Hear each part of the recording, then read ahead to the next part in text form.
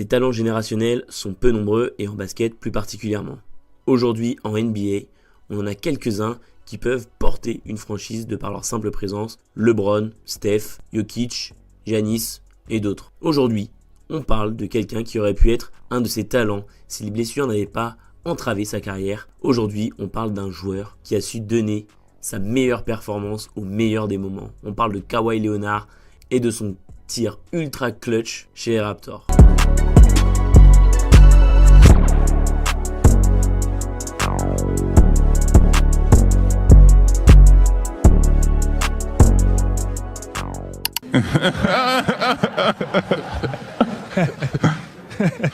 Bon, pour commencer, pour ceux qui ne connaissent pas très bien la NBA, pas de panique, je vais faire un court résumé en 5 points, ça va être rapide. Donc la NBA, c'est National Basketball Association, c'est la plus grande ligue de basket au monde.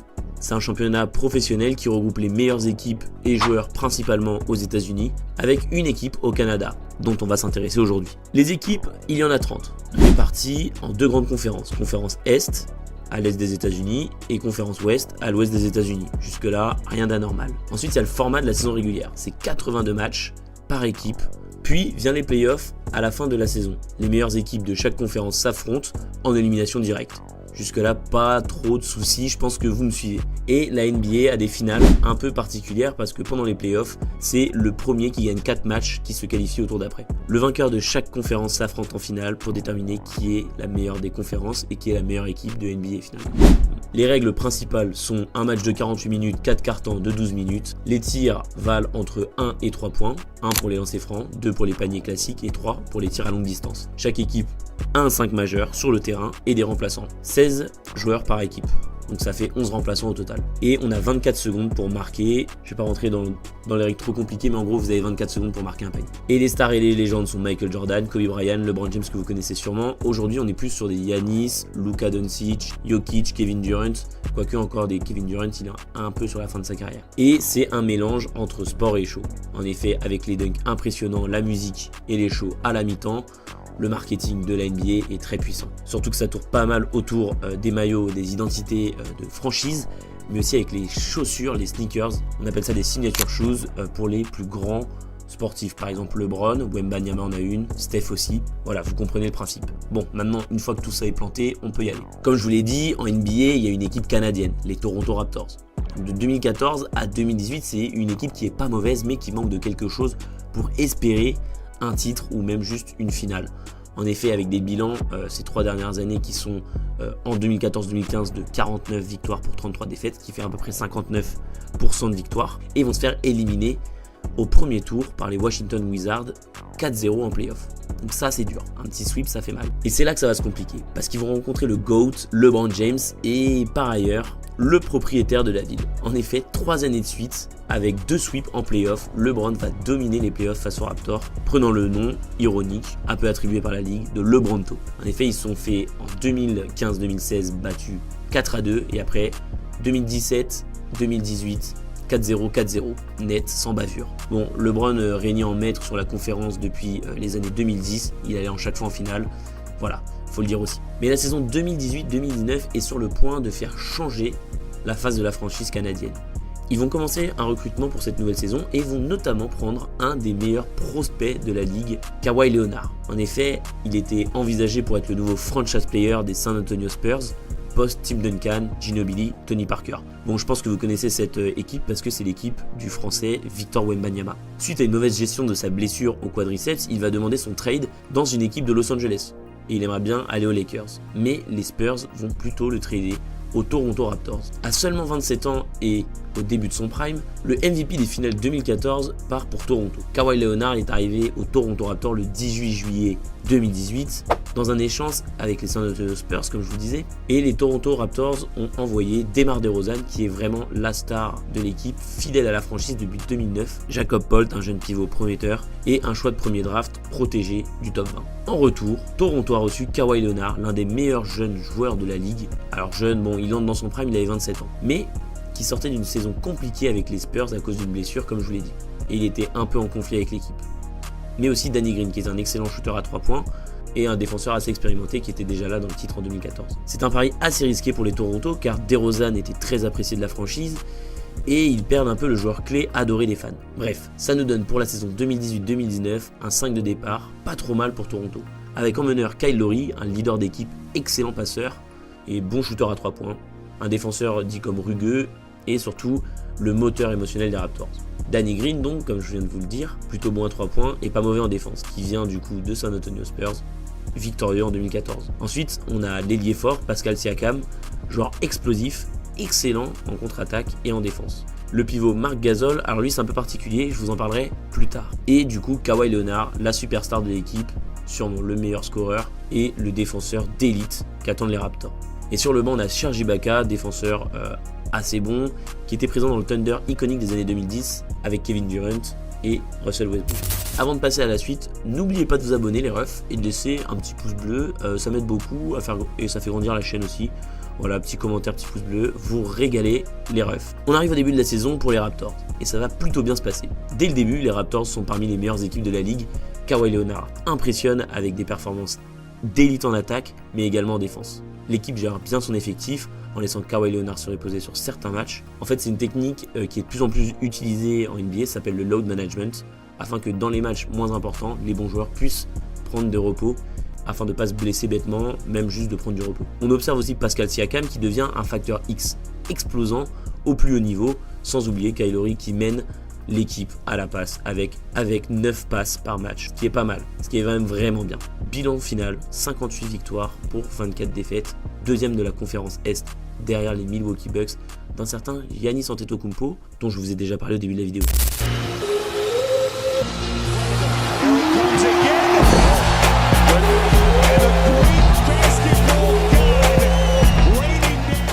Bon, cette année, Giannis Antetokounmpo, il va gagner son premier titre de MVP devant un James Harden à 36,1 points de moyenne par match, mais dont le bilan collectif a fait un peu pêcher les votes du barbu. Avec un bilan de 60 victoires pour 22 défaites, et par ailleurs le meilleur bilan de la ligue, si les Raptors doivent les affronter en playoff, ça risque d'être assez dur pour notre équipe des Raptors.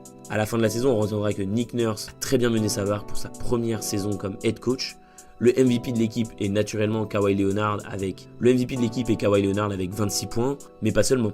7,3 rebonds par match, 3,3 passes décisives par match, 2 interceptions par match et 0,4 comptes par match. C'est vraiment pas mal.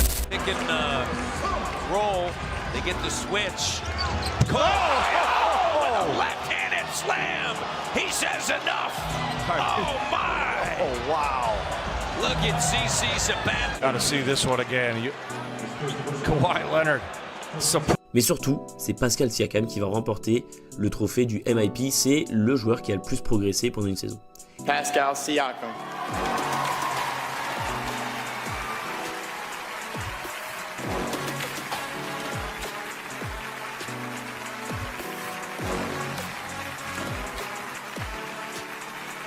Et comme je vous l'ai dit, il y avait Marc Gasol qui a rejoint l'équipe en février lors d'un échange avec Memphis, ajoutant une présence défensive et un QI basket élevé. On va retenir aussi que Kawhi Leonard est une énorme force de dissuasion en défense.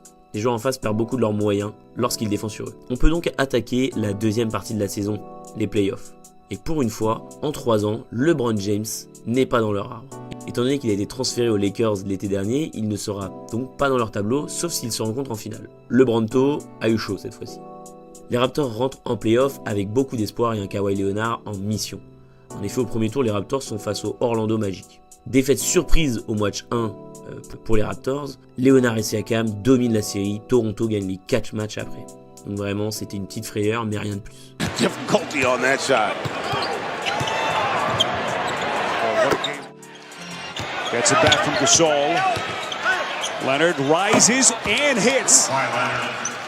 What did Nick Nurse say? He makes it look easy, acceptable in the postseason. Green the steal. Finds the trailing Lowry and then Leonard. It is all Raptors here in Orlando. The kind of passion that Jordan is playing with from everybody else. Leonard again. Demi-finale de conférence, Toronto Raptors versus Philadelphie. Et là, on va s'arrêter un peu. C'est une série épique, sûrement une des plus grandes de ces dernières années, contre les Sixers de Joel Embiid et Ben Simmons, sans oublier Jimmy Butler. Donc là, on a le MVP de 2023, Ben Simmons qui était le rookie de l'année 2019 si je dis pas de bêtises, et Jimmy Butler qui est un joueur élite surtout en playoff. On arrive à 3-3 et du coup les Raptors ont l'avantage du terrain étant donné qu'ils ont fini deuxième. Égalité à 1 seconde de la fin et là un moment légendaire se produit. Bon, je vous laisse les images, on en parle après. And inside Green, the Raptor 5. Yeah, but you saw that last possession for Philly. Not a good look, and then Ibaka comes down. Oh, on him. Big three-point shot by Embiid. Shot clock at 3. Lowry.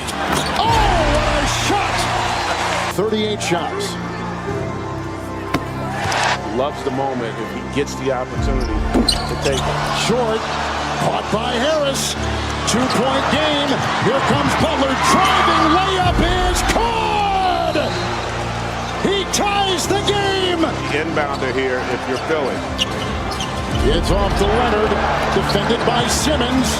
Is this the dagger?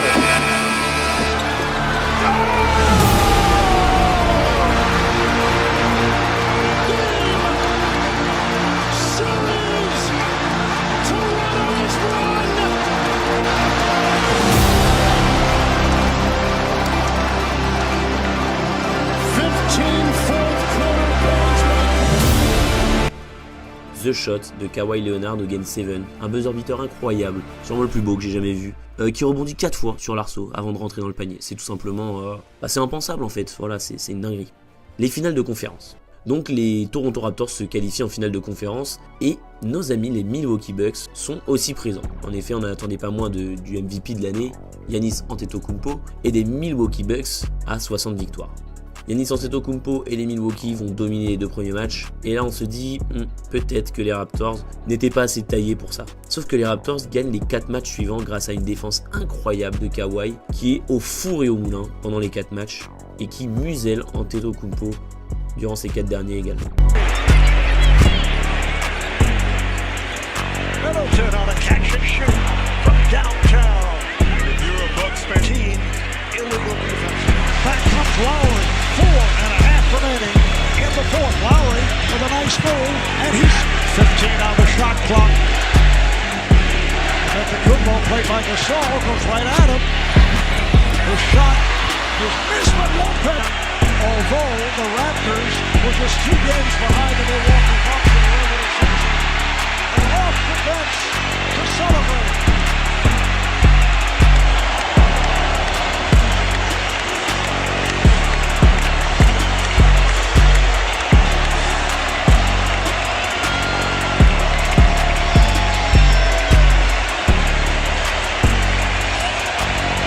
J'aimerais bien qu'on repasse un peu ce qui s'est passé à l'Ouest. Bon, à l'Ouest, il y a une équipe qui domine les débats depuis 2015, c'est bien évidemment les Golden State Warriors. Avec une hydre à 3 têtes en attaque, composée de Klay Thompson, Kevin Durant, Stephen Curry, un monstre en défense qui n'est autre que Draymond Green. Bon, voilà, ils se sont hissés en finale de conférence. Je ne dirais pas sans trembler, mais peut-être ça sera pour une autre vidéo. Bref, Golden State Warriors a gagné déjà les 2 derniers titres de 2017 et 2018 et on s'attend peut-être à ce qu'ils réalisent un triplé. C'est tout simplement la meilleure attaque de tous les temps de la NBA. Voilà, je pense qu'avec les noms que je vous ai dit, si vous vous y connaissez un peu, vous n'êtes pas serein quand vous les affrontez.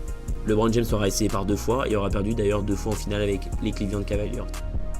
Les Raptors affrontent donc les Warriors de Stephen Curry et en fait, Kevin Durant se blesse. Toronto gagne le game 1 à domicile.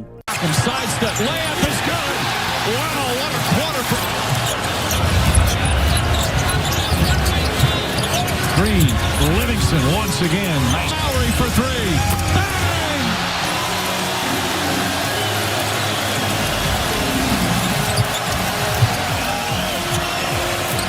Ils perdent le game 2. First points in the game by either team in over 3 minutes. Leonard on the drive, pull up in the paint, one-handed, in and out, misses. Siakam the rebound, Green for 3, bang! Second difference, Nick Nurse saying to get up on him. They try and knock it away from Curry. Gagne le 3. Turnaround jumpers up and good. Kyle Lowry. to equaling the largest lead of the night. Draymond Green, Thompson, and Kevon Looney. And they took advantage. Although the fight in Golden State has Gasol. Puis le 4. Pull-up jumper, puts it in. Kawhi Leonard dominant. Curry on the drive, reverse. Van Vliet, Leonard jumper, got it. Breathe to start this ball. I tell you what about him, I'm paying attention and keep it. Perdre le 5e. They should go 2 for 1. Lowry fakes. Lowry drives layup, blocked by Cook. Cook finds Cousins. He finds Iguodala. Shot clock 1. He has to put it up. Oh, Iguodala! Dive on it and try and call time. And a timeout call. So it's a technical foul. They had no timeouts remaining, so a technical foul will be called. Leonard saying the ball should go in. Gagne le 6e. Kawhi Leonard est élu MVP des finales après une performance phénoménale de 28,5 points par match, ce qui est énorme. Victoire au Game 6 à Auckland, Toronto devient champion NBA pour la première fois. Pour une fois, Drake ne va pas perdre son pari sportif. Lui qui a été là tous les playoffs pour encourager son équipe, il va même sortir 2 sons pour l'occasion de cette victoire incroyable des Canadiens. Alors Kawhi Leonard a sorti une saison tout simplement monumentale, peut-être pas le meilleur joueur de la saison, mais en tout cas en playoff, il était incontestablement le joueur le plus fort. Malheureusement, dès la saison prochaine, il va rejoindre sa famille à Los Angeles. Mais pas chez les Lakers, mais bien chez les Clippers. Il reste toujours un grand joueur. Malheureusement, il n'est toujours pas épargné par les blessures. Et donc cela reste encore très compliqué pour lui de jouer et de tenir des saisons entières. Et c'est dommage parce qu'on se dit qu'avec ces playoffs là, s'il avait été en pleine forme toute sa carrière, on aurait sûrement eu un des plus grands joueurs de tous les temps sous nos yeux. Malheureusement, ce n'est pas le cas et avec les si, on refait le monde. Merci d'avoir regardé la vidéo. Si vous êtes arrivé jusque là, écoutez, je sais pas quoi vous dire, merci beaucoup, enfin ça fait super plaisir. Et puis vous savez quoi, mettez un emoji basket. Et puis on se dit à dans 1 ou 2 semaines. Hein. Laissez un like, un commentaire, abonnez-vous. Et puis voilà. Les brothers, je fais le tirage au sort du concours, c'est parti. Ça marche ou pas là? Dizzy! Ah mais je te connais toi. Mais c'est Dizzy qui a gagné, mais alors... Ok, bon. Mon ref. On va s'attraper, bref, voilà. Tu fais le commentaire, le résultat du tirage. Bravo à toi frère.